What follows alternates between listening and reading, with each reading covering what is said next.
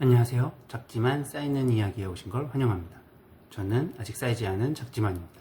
오늘은 운동 강도에 대해서 얘기해 보고자 합니다. 가장 좋은 강도는 어떤 강도일까요? 바로 적절한 강도입니다. 이 적절한 강도보다 약했을 때는 우리가 원하는 충분한 자극이 되지 않아서 근육이나 신경 발달이 되지 않고요.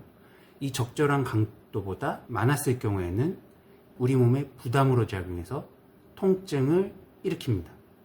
통증보다는 작고 운동 효과가 없는 것보다는 많은 이 중간지대, 여기를 바로 적절한 운동 강도라고 할 수 있는데요.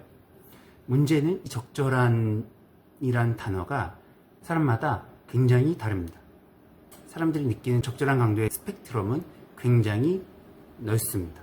예를 들어서 운동을 꾸준히 했던 사람들 혹은 굉장히 터프하게 했던 분들은 운동 강도가 굉장히 높은 축에 속해져 있죠.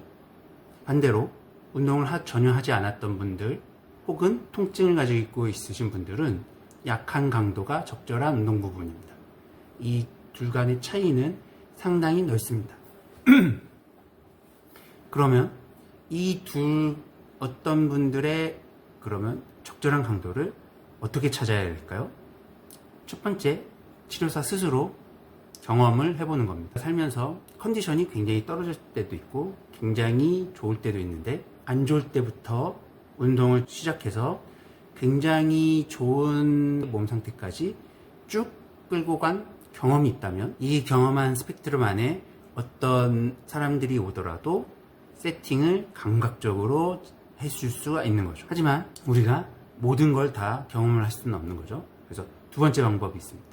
촘촘하게 운동 프로그램을 가지고 있는 겁니다. 이를테면 재활을 하러 오시는 분들은 통증이 있으신 분들이고 이런 분들은 운동 강도가 높은 것보다는 강도가 작은 운동이 재활을 하시는 분들한테는 적절하죠. 하지만 이 좁은 스펙트럼에서도 사람마다 다시 큰 차이를 보입니다. 이 좁은 영역에서도 사람마다 촘촘하게 적절한 강도가 다릅니다. 특히 아플수록 우리 감각은 더 예민해지고 조그만한 강도 차이도 크게 느껴지기 때문이죠. 그래서 같은 운동을 하더라도 강도에 대한 프로그램을 촘촘하게 가지고 있는 것이 훨씬 유리합니다. 세 번째는 뭘까요? 재활을 받으시는 분하고 끊임없이 대화를 하면서 강도 수정을 해가는 겁니다. 어떤 분들은 통증이 나았음에도 불구하고 얘기를 안 해주시는 분들이 있어요.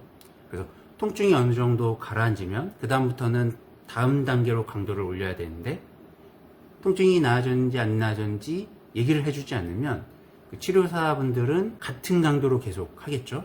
그러면 재활을 받으시는 한테는 좋지는 않습니다. 그래서 계속해서 질문해야 됩니다. 오늘 컨디션 어떤지, 전에 받으셨을 땐 어떤 느낌이었는지, 그리고 통증의 양상은 어떻게 변했는지 끊임없이 질문을 하면서 강도 수정을 계속해서 바꿔가는 거죠. 그래서 이 세 가지가 치료사가 강도를 세팅하는 데 작용하는 결정적인 요인이라고 생각합니다. 경험, 풍부한 프로그램, 대화.